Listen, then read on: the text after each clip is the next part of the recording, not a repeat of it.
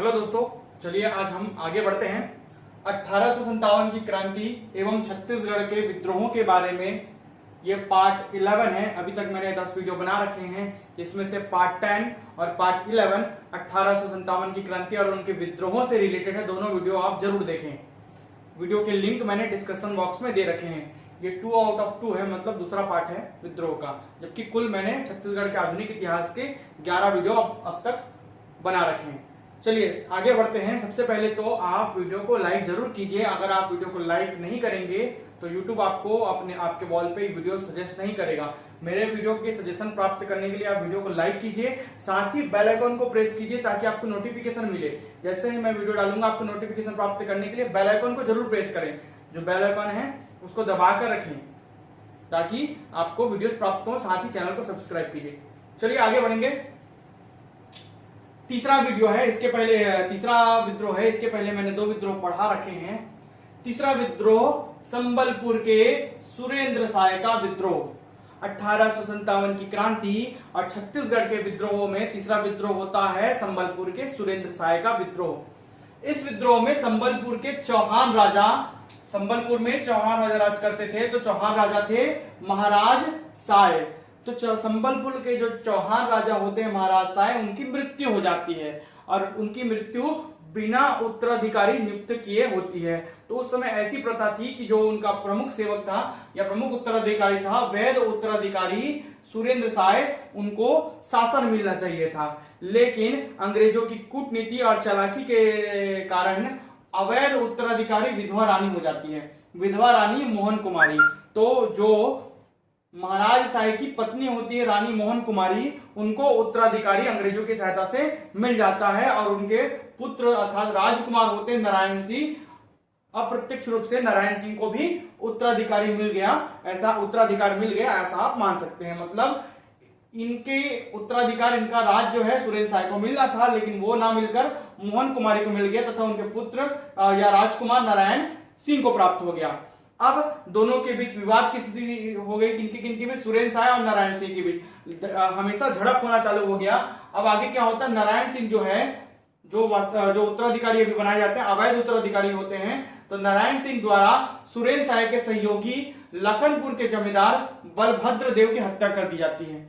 सुरेंद्र साय का एक मित्र था, सहयोगी था, जो उनको वापस उनका उत्तराधिकार प्राप्त करने में सहयोग कर रहा था, उनका नाम था बलभद्र देव। तो बलभद्र देव की हत्या कर देते हैं नारायण सिंह। बदले में जो है सुरेंद्र साय क्या करते हैं, राजा के सहयोगी दुर्जन सिंह की हत्या कर देते हैं। जो नारायण सिंह और मोहन कुमारी इनके सहयोगी होते हैं दुर्जन सिंह, उनकी हत्या कर देते हैं कौन, सुरेंद्र साय। इस हत्या में उनके भाई और उनके चाचा भी शामिल होते हैं। हत्या का आरोप लगाया जाता है उन पर, मुकदमा चलाया जाता है। सुरेंद्र साय, भाई उदय साय और चाचा बलराम सिंह, तीनों को गिरफ्तार कर लिया जाता है और हजारीबाग जेल में कैद कर लिया जाता है। किनको सुरेंद्र साय, भाई उदय साय और चाचा बलराम सिंह को गिरफ्तार कर लिया जाता है दुर्जन सिंह की हत्या के आरोप में और उनको हजारीबाग जेल में कैद कर लिया जाता है। 31 अक्टूबर 1857 को वो जेल से भागने में या फरार होने में समर्थ हो जाते हैं, सक्षम हो जाते हैं और वो जेल से भाग जाते हैं। 23 जनवरी 1864 को वो पुनः पकड़े जाते हैं। कुछ 5-7 साल बाद वो पुनः पकड़े जाते हैं, पुनः गिरफ्तार कर लिए जाते हैं और इस बार उनको आसिरगढ़ के किले में कैद करके रख लिया जाता है। किनको, सुरेंद्र साय को। 23 जनवरी 1864 को पुनः गिरफ्तार कर लिए गए सुरेंद्र साय और उनको आसिरगढ़ के किले में कैद करके रख लिया जाता है। इस प्रकार 28 फरवरी 1884 को वही किले में उनकी मृत्यु हो जाती है। 28 फरवरी 1884, 57 से लेकर 84 तक का डेट बहुत लंबा है, तो इनको आप छत्तीसगढ़ के विद्रोहों का अंतिम शहीद मान सकते हैं। जैसे कि प्रथम शहीद वीर नारायण सिंह होते हैं, वैसे ही अंतिम शहीद अंतिम में मरते हैं, 1884 में मरते हैं सुरेंद्र साय। इसलिए इनको छत्तीसगढ़ के स्वतंत्रता संग्राम का, 1857 की क्रांति का अंतिम शहीद आप कह सकते हैं। इन्हें छत्तीसगढ़ का तात्या टोपे कहा जाता है। तात्या टोपे से इनकी तुलना करके इन्हें तात्या टोपे की संज्ञा दी गई है। ये जोड़ी मिलाव में आता है। विद्रोहों को उनके जो क्या बोलना चाहिए, उनकी उपाधियों से जोड़ी मिलाव ये दिया जाता है। आगे बढ़ते हैं। जो चौथा विद्रोह होता है वो रायपुर में सैन्य विद्रोह होता है। सेना के द्वारा चालू किया गया विद्रोह होता है, इसलिए से रायपुर में सैन्य विद्रोह का नाम दिया गया है। चौथा विद्रोह रायपुर की स्थिति को देखते हुए क्या होता है, ये विद्रोह कुछ 50 दिन बाद चालू होता है। किसके 50 दिन बाद? जब शहीद वीर नारायण सिंह को फांसी दी जाती है उसी के 40 से 50 दिन के बाद रायपुर में सैन्य विद्रोह प्रारंभ हो जाता है। उस समय लोगों में रोष का माहौल था, तो क्या होता है, रायपुर की स्थिति को देखते हुए यहाँ नागपुर से एक सैन्य टुकड़ी भी जाती है कि रायपुर का मुआयना कीजिए, यहाँ पर शहीद वीर नारायण सिंह को फांसी दी गई है और वहां पर आंतरिक अशांति जैसा माहौल हो गया है। तो वहां पर नागपुर से एक सैन्य टुकड़ी भेजी जाती है अंग्रेजों के द्वारा, जिसमें 3री बटालियन में मैगनीज लश्कर के पद पर हरमान सिंह भी शामिल थे।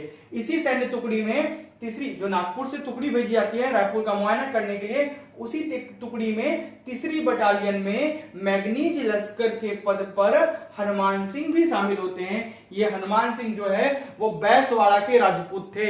ये अच्छी कदकाठी के थे, इसलिए सेना में नियुक्त हो गए अंग्रेजों की सेना में, जबकि ये बैसवाड़ा के राजपूत परिवार से बिलोंग करते हैं। ठीक है, अब क्या होता है, 18 जनवरी 1858 को ये कुछ ग्रुप बनाते हैं और इनमें रोष का माहौल हो जाता है। उस समय आंतरिक अशांति वाला माहौल चलते रहता है, विरोध का माहौल चलते रहता है रायपुर में। तो ग्रुप बनाकर ब्रिटिश सार्जेंट मेजर सिडवेल की हत्या कर दी जाती है इनके द्वारा। तो याद रखिएगा किनकी हत्या की इन्होंने, मेजर सिडवेल की हत्या कर दी जाती है। बाद में 22 फरवरी 1858 को इन पर मुकदमा चलाया जाता है। मुकदमा चलाने वाले अधिकारी इलियट होते हैं, चार्ल्स इलियट, जो रायपुर के डिप्टी कमिश्नर हैं। तो रायपुर के डिप्टी कमिश्नर जो 1855 में नियुक्त हुए हैं 2 फरवरी को, वही इन पर मुकदमा चलाते हैं और मुकदमा चलाकर इनको 22 फरवरी 1858 को फांसी दी जाती है। ये सभी जो डेट्स हैं वो मानक पुस्तकों से हैं। मैं जितने भी वीडियो बनाता हूं सभी मानक पुस्तकों पर निर्भर हैं। ठीक है, तो आपको ये डेट बहुत कम जगह मिलेगा, आपको 18 जनवरी का ही डेट मिलेगा। 22 फरवरी को उनको फांसी दी जाती है, याद रखिएगा।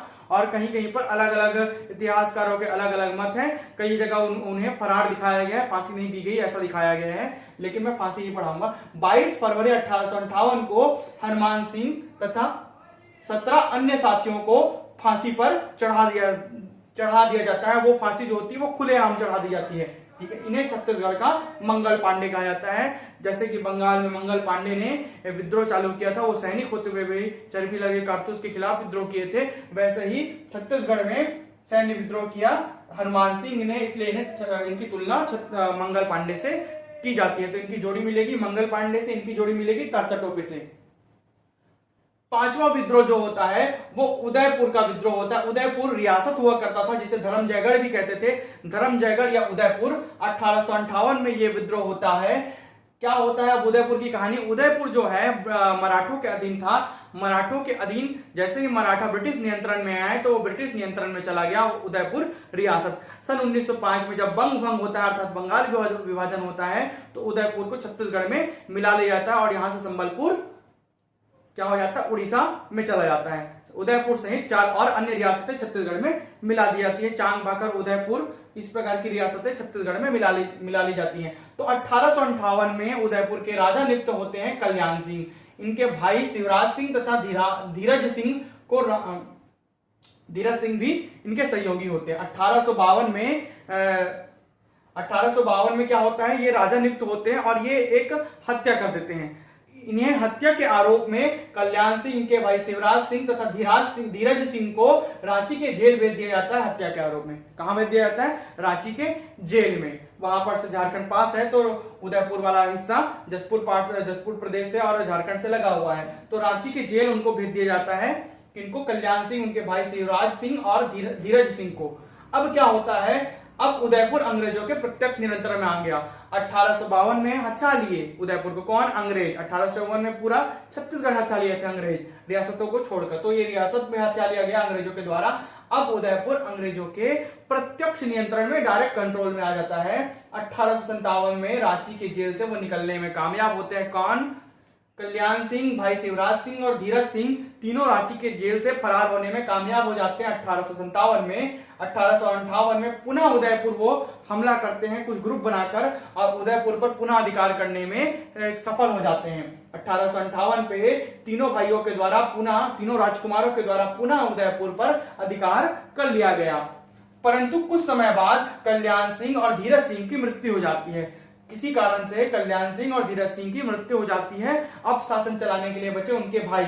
तो 1859 में 1859 में राजा होते हैं शिवराज सिंह, जो उनके दूसरे भाई हैं शिवराज सिंह, वही बचते हैं, बाकी दोनों की मृत्यु हो जाती है। अब वो राजा के पद पर आसीन होते हैं 1859 में, जिन्हें बाद में अंग्रेजों द्वारा गिरफ्तार कर लिया जाता है उल्लंघन करने के आरोप में, और गिरफ्तार करके अंडमान निकोबार के जेल में आजीवन कारावास के लिए भेज दिया जाता है। आजीवन कारावास की सजा देकर अंडमान के जेल में भेज दिया जाता है। इस प्रकार उदयपुर का विद्रोह उदयपुर के राजकुमारों के द्वारा, तीनों राजकुमारों के द्वारा विद्रोह किया गया था। छठवां और अंतिम विद्रोह है सारंगगढ़ का विद्रोह। इसके बारे में ज्यादा कंटेंट नहीं है, छोटा सा एक लाइन का। सारंगगढ़ जो कि अभी वर्तमान रायगढ़ का हिस्सा है, सारंगगढ़ का विद्रोह कमल सिंह के द्वारा किया गया था। ये याद रखेंगे, सारंगगढ़ का विद्रोह किनके द्वारा किया गया था? कमल सिंह के द्वारा। इस प्रकार 6 के 6 पूरे 1857 की क्रांति के विद्रोह यहाँ पर कंप्लीट होते हैं। पार्ट 10 जो कि 1857 की क्रांति के 2 विद्रोह सोनाखान और सुहागपुर पर डिपेंडेंट है, उसके लिंक मैंने डिस्क्रिप्शन बॉक्स पे दे रखे हैं, आप जाकर वहां से उसको देखें। साथ ही चैनल को लाइक कीजिए और सब्सक्राइब कीजिए, वीडियो के लिंक शेयर कीजिए। लाइक करेंगे तभी यूट्यूब आपको वीडियोस के लिंक सजेस्ट करेगा। धन्यवाद।